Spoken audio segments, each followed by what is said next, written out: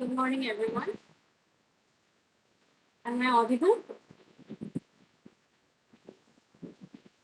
So, Okay.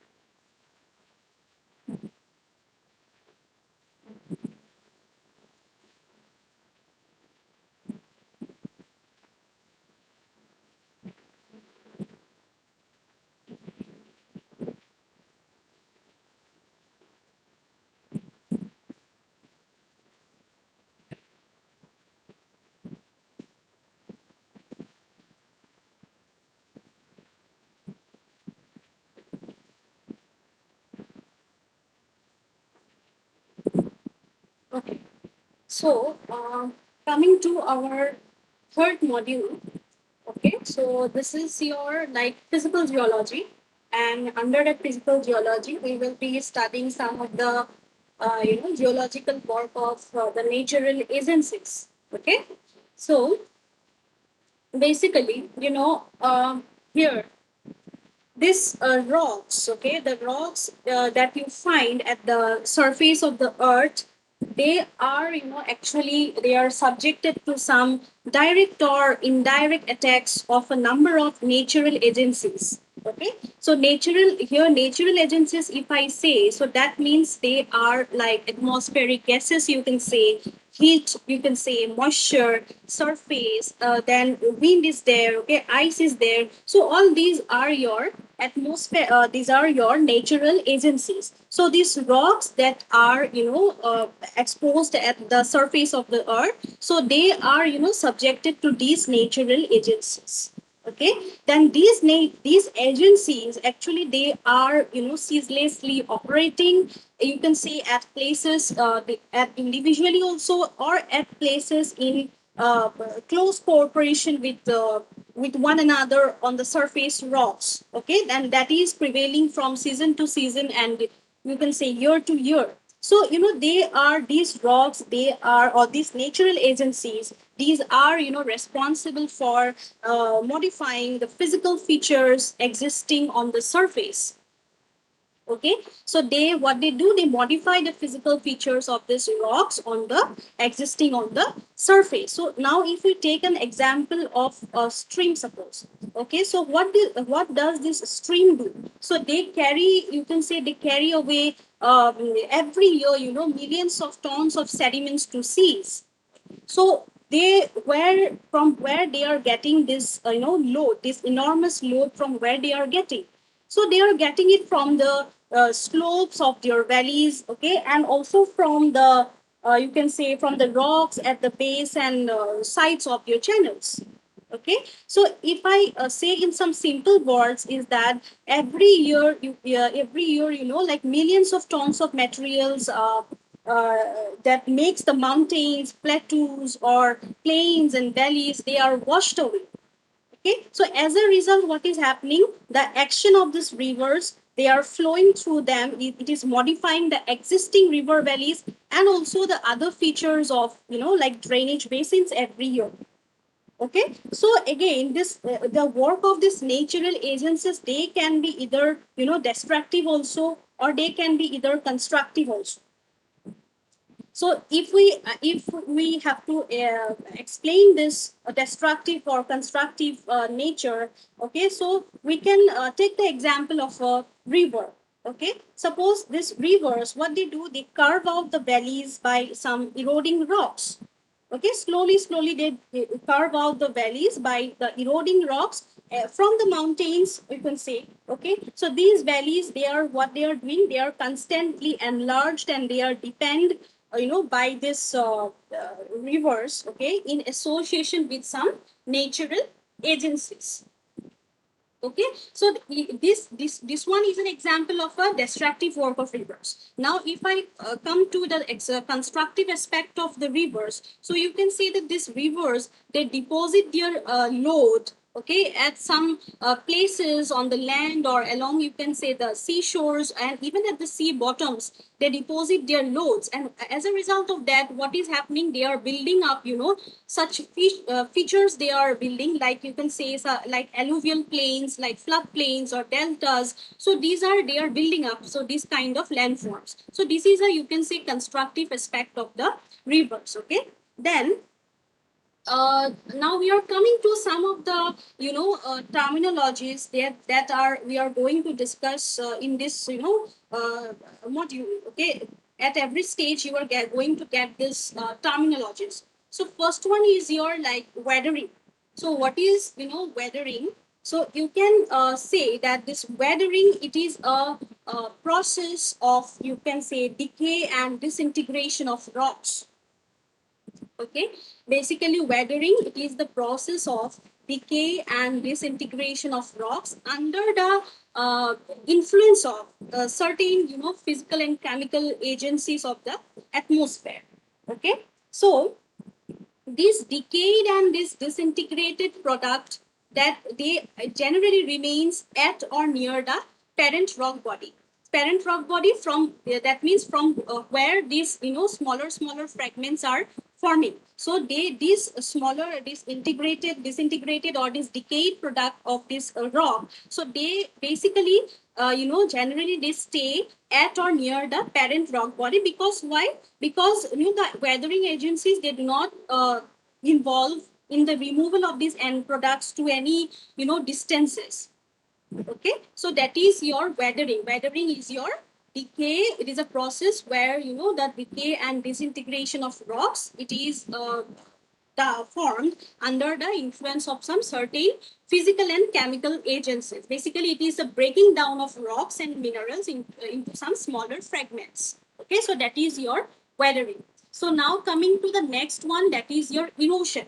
So erosion, you can say, it is a like it is a broader term. Okay, it is a broader term that signifies the breakdown of rocks of the crust by the natural agencies, obviously, and they are they are characterized with some motion. Motion, if I say, that means motion like wind, you can say, running water, you can say, then moving ice. So basically it is the it is the like these terms are all similar. So erosion, it is also a breaking down of rocks that are in the at the crust of the earth by all these natural agencies, like your wind and water and all these natural agencies. But here the characteristic is that here they are in motion. Okay, motion such as your wind or running water or your moving ice.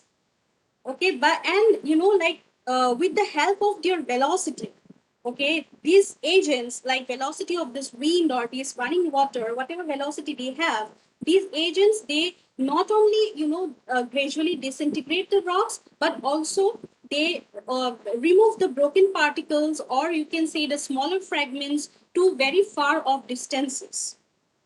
They carry the broken particles or the fragments to very far distances. So that is your erosion. So next is your comes your denudation. So denudation, it is basically it is taken from a Latin word, that is your denudere. It is from a Latin word, and it is known as your to like uncover. Okay, so basically denudation, it is a sum total of the processes of weathering and erosion. So it is a total of the process of weathering, both weathering and erosion.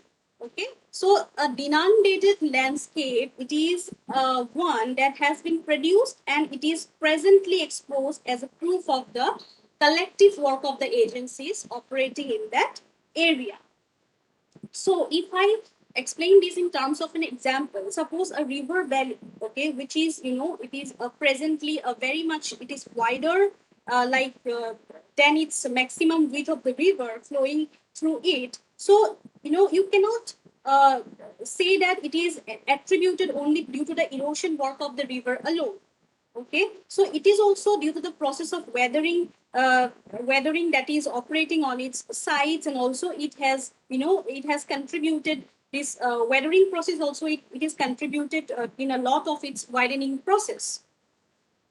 Okay, so that is your denudation. So it is not like it is no, that weathering is working alone or erosion is working alone. It's not like that. It is a sum total. It is a process that, both weathering and erosion, it is happening. So these three terms you will be getting in this chapters. Okay, so these are the terminologies you should know before proceeding to our chapter. Okay, so next is your, like, we have what are the types of rock weathering.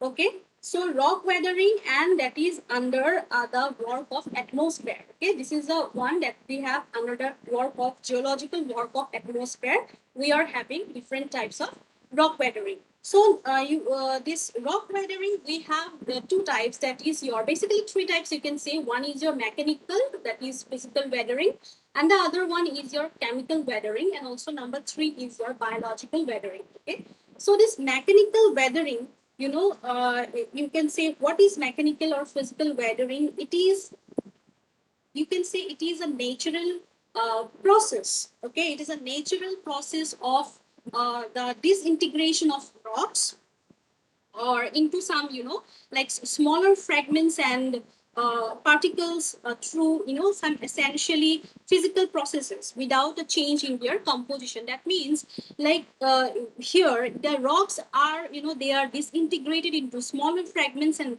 particles, okay, like without changing in their chemical composition, or without any change in their composition, the rocks are, disintegrated into smaller fragments. Okay, only there is a physical change, but there is no change in their composition. So that is your mechanical weathering. So under your mechanical weathering, we have four types of, like, how the mechanical weathering is taking place. But you can say, like, temperature, it is like variation of temperature. It is the, it is responsible for all this mechanical weathering of rocks exposed on the surface. And these whatever, like physical weatherings are going on, there are in there done in two types of two different ways. That is, first one is your cross section, and the other one is your thermal effects, and also your exfoliation and unloading is also there.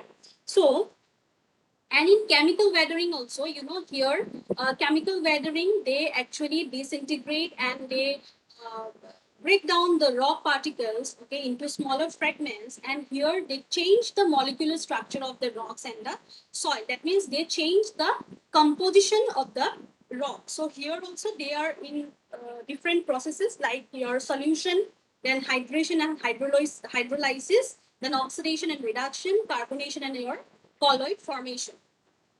Okay, now coming to the first one of your mechanical web, or that is your physical weathering, that is your frost action.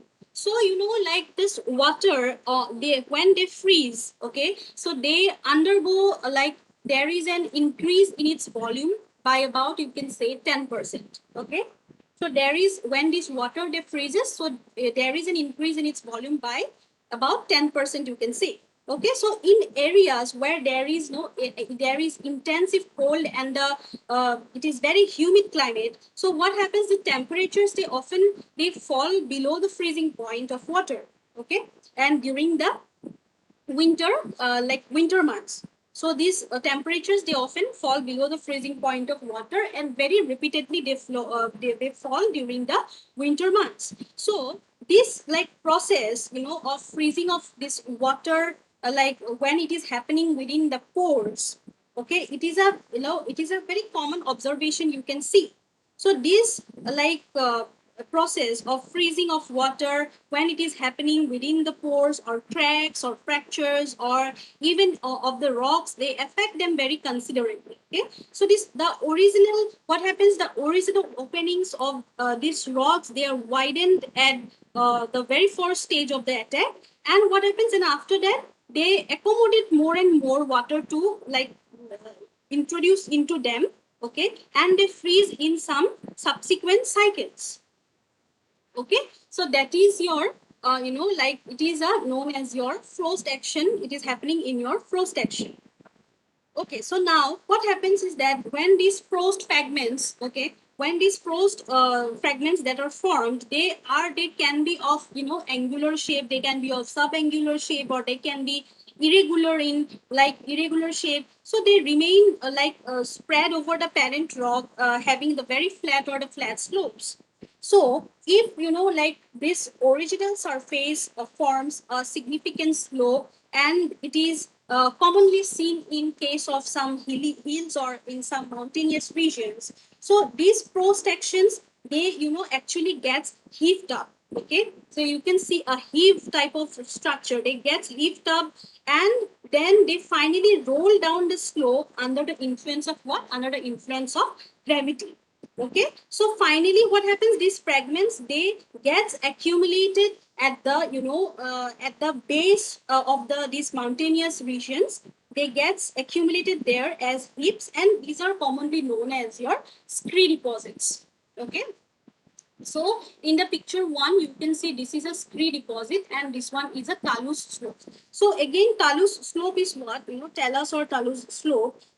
Basically, this when these scree deposits are formed, but in some cases, what is happening is that when the slopes, they are very stabilized, and the gravity there is also very weak. So these fragments, these frost formed fragments, these they remain very like untidily scattered. They remain untidily scattered over the surface of the slopes. So these slopes are known as your talus slopes. Okay, so that is your talus slopes. So next is your like exudation or exudation. So exudation, basically it is a process, it is a very similar process to your frost action. And here what happens, the disintegration of rocks, they takes place due to what? Due to formation of crystals of sodium chloride. Okay, so within the cavities of the rocks, there is a formation of crystals of sodium chloride is happening, and thereby due to that, the the disintegration is happening. Okay, and basically you can see this type of weathering process in near the seashores. Okay, so next is your coming to the second one, that is your thermal effects, and also known as your insolation. Okay, so what happens is that in very arid regions, or desert type of regions, or semi-arid regions, where you can see that summer and the winter temperatures, they differ in a very huge quantity. Okay, so in those kind of regions, these rocks, they undergo the physical disintegration by another phenomenon that is related to your temperature. And also we know that these rocks, like they expand on heating. Okay, they expand when you heat them, and they contract when it cools. Okay, so basically, like in arid and the semi-arid regions, the difference between this day and night temperatures, or the difference between the average temperatures in summers and the winters, okay, so it is quite considerable there. Okay, so that is your such what happens, such repeated variations in temperatures, if it occurs, if it is exposed or it is experienced by a rock, so gradually what happens, the rock will break into some smaller pieces. Okay, especially in the, you can say, in the top layers, because for the due to the development of tensile stresses, developing from this expansion and contraction. So that is your, like, due to the effects of your thermal stress. Now coming to exfoliation. Okay, so there is a term called exfoliation. So what happens in a very thick rock body, or where the the rocks are in a layered form. So there are these the upper layers of these rocks, they gets affected due to these temperature variations. mostly these upper layers of these rocks are affected due to these temperature variations, and as a result what happens, these upper layers, they may peel off. Okay, they may virtually peel off from the underlying rock mass. Okay, so that is, like, it is known as your exfoliation. So, and also what is happening is that in many cases, such as like there is a change is also accompanied by some physical weathering. So you can see this phenomenon, like where that it is peeling off of the curved shells or from rocks. So they are influence of they under the influence of some thermal effects. So that is known as your exfoliation. You can see some peeling off of the these were upper surface of the rock body as it is shown in the picture. Okay, that is known as your exfoliation, and it is happening due to the variation of your temperatures. Okay, so next is your like unloading. So unloading, you can say this is another process of this mechanical weathering. And here what is happening, very large scale development of this fracturing is happening. Okay, in a confined rock mass, it is, attributed to some removal of the overlying rock cover, you can say. So due to, why?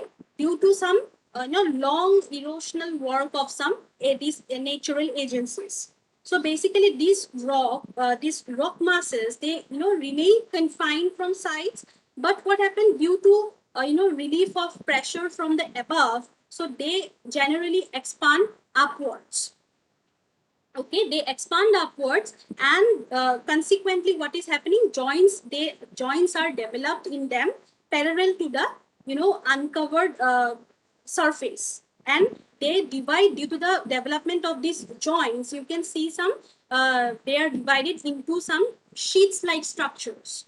So that is your unloading. So basically in unloading, the this surface of the rock, it expands upwards as it is shown in the picture, you can say.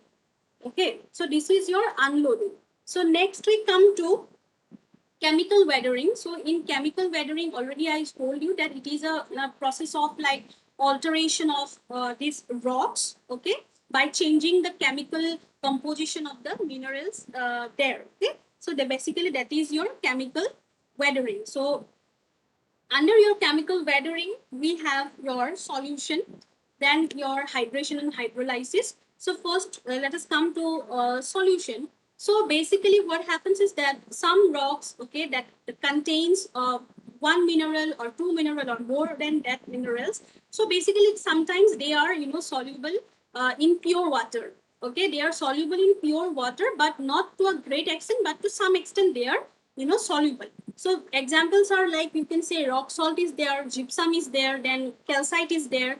So basically, it is known that this pure water, okay, pure water, it is not a good solvent of minerals. Okay, so but when this pure water you carbonate it, okay, when like addition of this carbon, so when you add carbon to it, so what happened, the water gets carbonated, and due to this carbonation, so its solvent action, like for the minerals, it gets enhanced. And then what happens, the rocks are this carbonated water, it dissolves the rocks very effectively. Okay, like example is your limestone. That limestone, it is not easily soluble in pure water, but when you carbonate the water, the carbonated water will dissolve the rock very effectively. Okay, so that is your solution. Now coming to hydration and hydrolysis. So these two processes, these are, you can say, indicates the direct attack of the atmospheric moisture on the individual minerals of these rocks. Okay, so hydration, basically it is what it is, it is a chemical reaction, you have to say, that involves water that is added to the chemical structure of a mineral. That means here the water is added to the chemical structure of a mineral. Then you can see the example of a like anhydrite is given here, calcium sulfate. Then it is, when water is added to your anhydride, that is calcium sulfate, you get calcium, gypsum you get. Okay, so the chemical formula for gypsum is given here, CaSO4 2H2O. So that is your hydration. And again, hydrolysis, it is the process of exchange of ions from water to the crystal lattice of the mineral. It is called hydrolysis. So again, it is this hydrolysis, it is a very common process that you see in the weathering of a silicate mineral. Okay. So next is your oxidation and reduction. So oxidation, basically it is a process of like addition of oxygen. Okay, addition also and combination of oxygen to the minerals of the rocks. Okay, so that is your oxidation. And the process of removal of oxygen, it is the reverse of oxidation, it is known as your reduction. Okay, and the effects of this oxidation weathering, you can easily observe from the color changes, okay, produced in iron bearing rocks, because here iron is the more important, chief constituent of many minerals and rocks. So here basically you will see the effects of oxidation weathering from the color changes that are produced in the iron bearing rocks. Okay, then comes your carbonation. So carbonation, basically it is a process of weathering of rocks under, you can say, under the combined action of your atmospheric carbon dioxide and your moisture. Okay, so if this atmospheric carbon dioxide and this moisture, they combine together, so they form a reacting acid, which is known as your carbonic acid. Okay, so this acid, when it is formed, it exerts a very corrosive action, okay, over the silicate bearing rocks. Okay, they form a very corrosive action over the silicate bearing rock. So that is your carbonation part.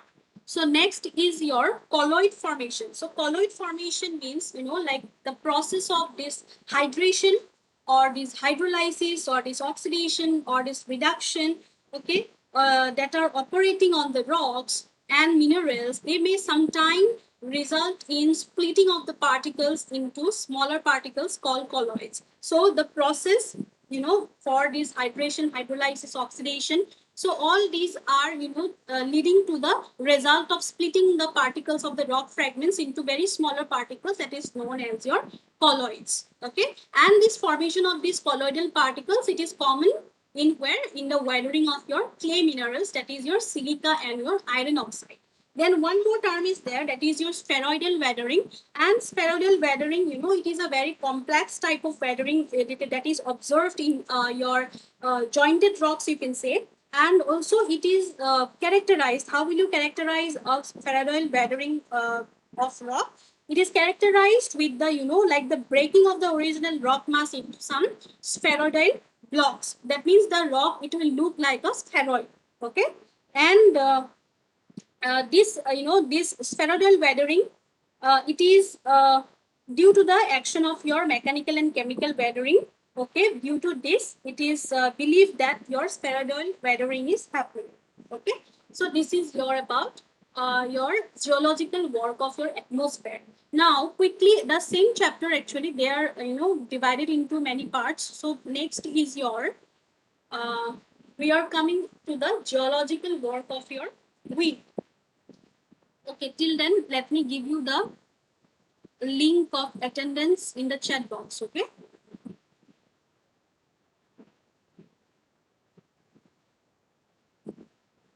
just give me a second.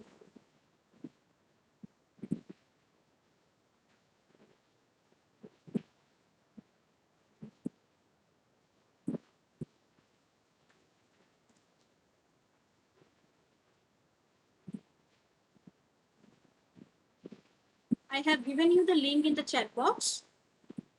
You kindly fill up this link for your attendance. Okay, everyone.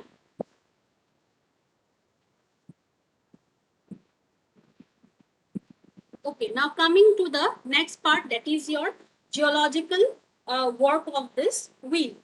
Okay, so if I say about the geological work of wind, that means the term atmosphere is coming here and the term air is coming here. So basically, this air atmosphere, everyone knows that it is composed of many gases. Okay, and that gases that are collectively they are known as your air. And if air is in motion, then that is known as your wind. Okay, and this wind, it is it is one of the you know. you can say a major agent of change on the surface of the earth. Okay, and also this wind, it acts as an agent of erosion also. Okay, that means it acts as a carrier, it acts as a carrier for transporting the particles or the sand grains that are eroded from one place to another. So that is your erosion. We have already discussed about that. And after it carries, or after it gets eroded, or it is carried from one place to another, then it deposits the huge quantities of this of these winds blown these materials. They deposits this material at different places. Okay, so these there are, you can say, three principal modes of activity of where how this wind is doing this erosion or this work, how they are transporting. So there are three principal modes of activity. So that is your erosion, second one is transportation, and the third one is your deposition by wind. So first let us talk about the wind erosion. So wind erosion, basically, the wind, it performs the work of this erosion in three different methods. So number one is your abrasion, number two is your deflation, and number three is your attrition. So what is first your deflation? I will come to first deflation. So like this wind, okay, they actually they possesses they don't possess much of this erosive power over the rocks or over the ground covered with vegetation.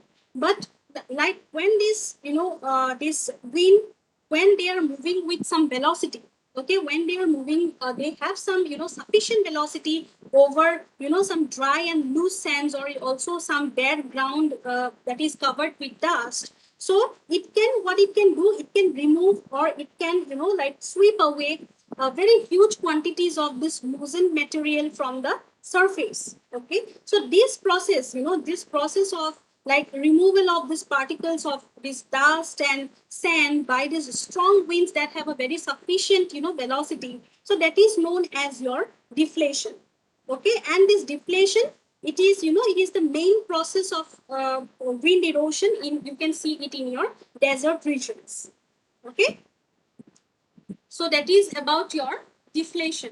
Now coming to the next one, that is your abrasion. So what is wind abrasion actually?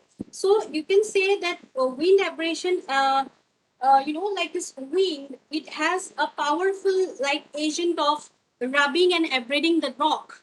Okay, when it has some load, so it is it is becoming a very powerful agent for rubbing and abrading the rock surfaces when naturally loaded with sand and these dust particles. So this this load, it is acquired by the strong winds and very easily, and when they are blowing over some sand dunes like in the desert. So what is happening, and over the also over the plowed fields also, you can say. So these type of erosion, they are they are involving some rubbing effect or some grinding effect or some they are abrading, or also they are polishing the rock surfaces by all these natural agents like your wind, water, okay, or ice also, with the help of its load as it is passing over the rock. So it is all this rubbing, grinding, or abrading, or this polishing, these type of things are happening, and this is known as your abrasion. Okay, now next is your like final one is your attrition. So the attrition, like when these sand grains or these other particles, they are lifted by these winds from different place, and they are also carried away to some different distances. So during this journey, what is happening, the particles are not moved in, they are not moving in straight lines. Why? They are not moving in straight lines because these particles, they are not of the same weight, and also the wind velocity, they are also varying from from the base to the top of these currents. So these grains, these sand grains, these are moving in some zigzag fashion way, and during this journey they are colliding with some with one another sand grains, again and again they are colliding. So these, due to these repeated collisions, they cause some rubbing due to impacts, and these, due to these, the wear and tear of these load sediments are happening, and that is known as your attrition. Okay. Now coming quickly to the next one, that is your sediment transport. Sediment transport, it is happening like first one is your source of the sediments. So this wind, we know it is an active agent of sediment transport in nature. Okay, if the meeting ends, it is showing like 5 minutes was there. So if the meeting ends, then you please fill up the form and we will continue from here from in the next class. Okay. So I'm quickly trying to finish. So this source of sediments, like this wind, it is an active agent of this sediment transport in nature. We know that, and the materials of this fine particle size, like this clay or silt or sand, they are occurring on the surface of the earth, and they are transported in some huge volumes, okay, from one place to another and in some different regions of the world. So this is a a very great part of this wind load. It is contributed by what? By dry incoherent regions like your sand deserts and your freshly plowed fields. So these are the source of your sediments. So next one is your like the methods of transport, how the wind is transporting the load. So that is done in two ways. That is your suspension, and the other one is your saltation.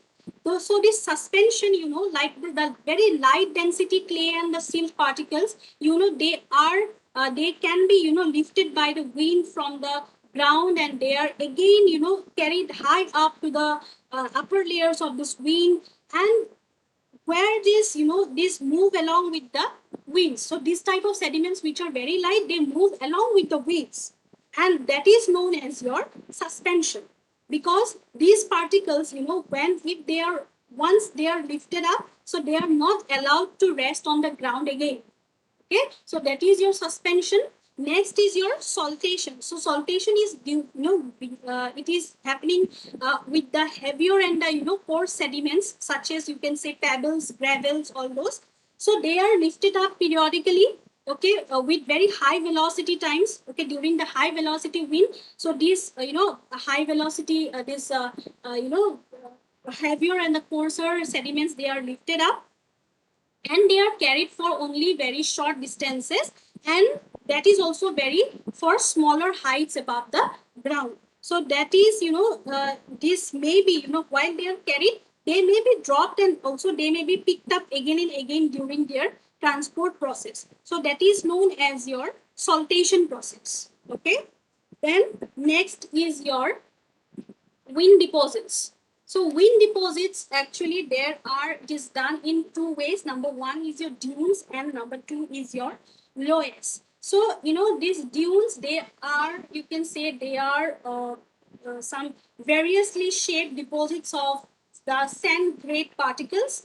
Also they are accumulated by these winds, and these are typical sand dune. Also you can define it as a broadly, it is a conical heap type of sand, okay, that is characterized with you can say it has some